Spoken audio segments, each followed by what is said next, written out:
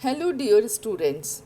इससे पूर्व वाली स्लाइड में हम कार्बोहाइड्रेट चैप्टर में किस प्रकार से नॉमेनक्लेचर किया जाता है कार्बोहाइड्रेट्स का और क्लासिफिकेशन किस आधार पर किया गया। दूसरा हमने पढ़ा है मोनोसेक्राइड्स के बारे में कि कौन कौन से मोनोसेक्राइड्स होते हैं, ऑलिगोसेक्राइड्स क्या होते हैं, पॉलीसेक्राइड्स क्या होते हैं। इसके पश्चात हमने ओसाजोन बनाने की निर्माण की क्रियाविधि देखी थी कि किस प्रकार से ग्लूकोज और फ्रक्टोज यद्यपि उसमें अलग अलग ग्रुप उपस्थित हैं फिर भी हमें एक ही प्रकार का ओसाजोन प्राप्त होता है। आज हम करेंगे inter conversion of glucose and fructose, मतलब कि ग्लूकोज को फ्रक्टोज में किस प्रकार से बदला जाता है और फ्रक्टोज को ग्लूकोज में किस प्रकार से अंतः परिवर्तन किया जा सकता है। तो सबसे पहले हम जो है लेते हैं इंटर ग्लूकोज का फ्रक्टोज में परिवर्तन। ग्लूकोज जो है, जैसा आपको स्ट्रक्चर यहाँ भी दिख रहा है कि इसके 1 पोजीशन के ऊपर CHO समूह हैं। तो ऐसी स्थिति में सबसे पहले ग्लूकोज से ओसाजोन बनाया जाता है, जिसमें कि 2 मॉलिक्यूल ऑफ फिनाइल हाइड्रोजीन जब रिएक्ट करता है तो 1 और 2 पोजीशन पर हाइड्रोजीन ग्रुप जुड़ने से ओसाजोन प्राप्त होता है। फिर इसका डाइल्यूट HCl के साथ में जल अपघटन किया जाता है तो ग्लूकोजोन प्राप्त होता है। ये इस ग्लूकोजोन का जब रिडक्शन जिंक और एसिटिक एसिड की उपस्थिति में किया जाता है तो फ्रक्टोज प्राप्त होता है। तो ये हो गया कि किस विधि जिसमें कि हमने ग्लूकोज से फ्रक्टोज प्राप्त किया। ठीक है। दूसरी जो हम इंटर कन्वर्जन जो लेंगे वो है फ्रक्टोज का ग्लूकोज में परिवर्तन, कि किस प्रकार से फ्रक्टोज मतलब कि जिसमें कि सेकेंड कार्बन आइटम पर कीटोन है, किस प्रकार से उसे ग्लूकोज में कन्वर्ट किया जा सकता है। तो इसमें सबसे पहले फ्रक्टोज का रिडक्शन किया जाता है और रिडक्शन करने पर हमें 2 प्रकार के आइसोमर प्राप्त होते हैं पॉलीहाइड्रोक्सी अल्कोहल के। जैसा कि आप इसमें देख रहे हैं कि जो मैनिटॉल और सॉर्बिटॉल है वो पॉलीहाइड्रोक्सी अल्कोहल हैं और उसमें आप नंबर 2 पोजीशन पर OH की स्थिति देखिए जो कि कीटोन के रिडक्शन से प्राप्त हुआ है। तो उसमें पोजीशन जो है वो एक दूसरे के विपरीत है, इसलिए ये क्या हो गए, आइसोमर्स हो गए। फिर इन आइसोमर्स का जब रिडक्शन किया जाता है तो हमें मैलोनिक एसिड प्राप्त होता है। मैलोनिक एसिड को हीट किया जाता है in the presence of pyridine तो ग्लूकोनिक एसिड प्राप्त होता है। ग्लूकोनिक एसिड का रिमूवल ऑफ वाटर, मतलब कि पानी जब इसमें से निकलता है तो क्रमशः ग्लूकोनोलैक्टोन प्राप्त होता है और जिसका रिडक्शन किया जाता है जिंक अमलगम और HCl के द्वारा। तो जो CHO समूह हमें प्राप्त हो जाता है 1 पोजीशन पर, अर्थात ग्लूकोज का निर्माण होता है। तो इस प्रकार से फ्रक्टोज से हमने ग्लूकोज प्राप्त किया। तो ये हमारा जो है सिलेबस में भी इंक्लूड है और आपको इसका ज्ञान भी होना चाहिए कि कौन सी विधि के द्वारा इसे किया जा सकता है। अब नेक्स्ट आता है चेन लेंथनिंग ऑफ एल्डोज। जैसा कि आप सभी को पता है एल्डोज क्या है, जिसमें कि 5 कार्बन आइटम है और एल्डिहाइड ग्रुप उपस्थित है, तो उसे हमने एल्डोज कहा। तो किस प्रकार से एल्डोज की श्रृंखला में वृद्धि करेंगे और हमें एल्डोहेक्सोज प्राप्त होंगे, तो इसके लिए कौन सी विधि काम में ली जा सकती है। तो सबसे पहला जो मेथड है वो है किलियानी सिंथेसिस। किलियानी सिंथेसिस में आप देख रहे हैं कि जो एल्डोपेंटोज है, मतलब कि असेंडिंग बनाने के लिए, असेंडिंग का मतलब है कि जिसमें एक कार्बन आइटम और बढ़ गया है, तो वो एल्डोज बनाने का जो हम सिंपलेस्ट एग्जाम्पल इसमें ले सकते हैं वो है कि यदि हमारे पास में एर्बेनोज है तो उसका जब हम आरोहण करेंगे, मतलब कि उससे क्रमशः हम एक कार्बन आइटम इंक्रीज करेंगे तो हमें ग्लूकोज और मैनोज प्राप्त होगा। तो वो किस प्रकार से प्राप्त होगा, एर्बेनोज को सबसे पहले HCN के साथ में रिएक्शन कराई जाती है। तो HCN के साथ साइनोहाइड्रेट बनने से एक सममित कार्बन एटम पर जो आप देख रहे हैं, जैसे कि मैंने स्टार से बताया है, उसके ऊपर चारों ग्रुप अलग अलग हो जाते हैं, तो उससे वो असममित कार्बन एटम का निर्माण होता है। और ये असममित कार्बन एटम पर जो OH की स्थिति देखिए, वो एक दूसरे के विपरीत है। तो इस प्रकार से दो प्रकाशीय समावयवी के बनने की बराबर संभावनाएं रहती हैं।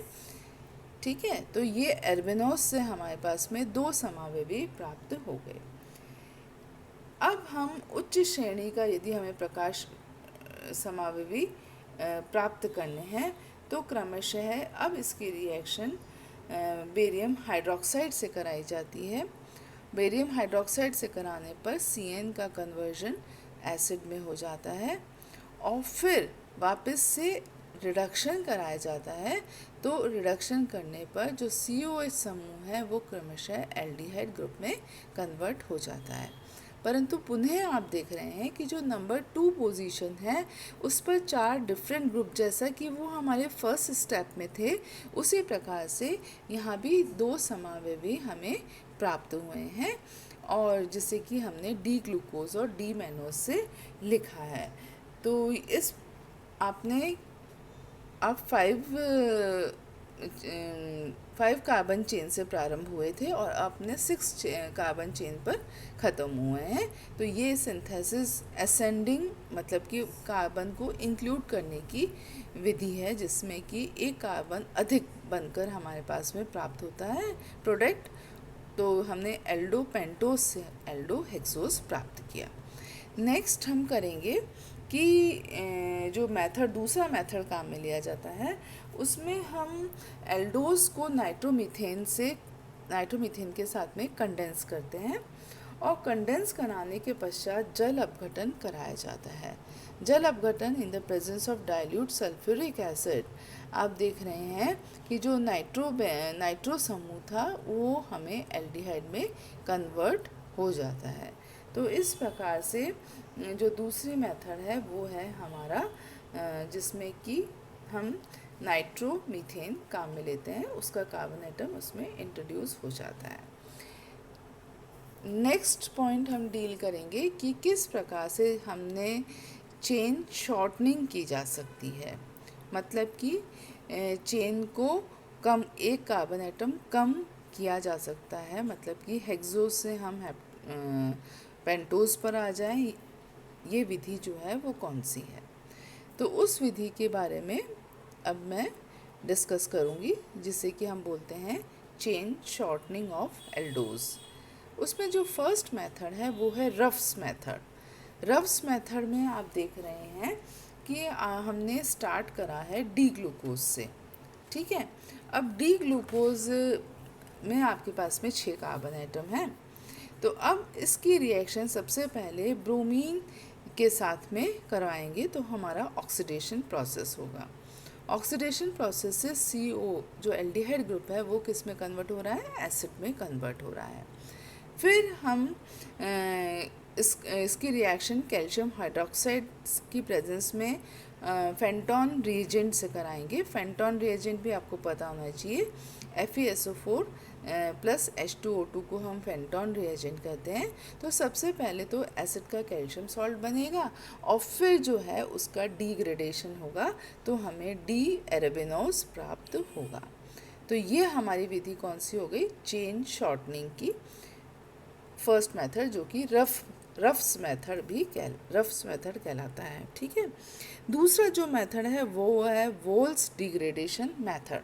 वॉल्स डिग्रेडेशन मेथड में सबसे पहले जो हमारा 6 मेंबर्ड मतलब कि 6 मेंबर्ड कंपाउंड है, जिसे कि हमने एल्डोहेक्सोस कह रहे हैं, सबसे उसके रिएक्शन NH2OH से कराते हैं तो ऑक्सीन प्राप्त होता है।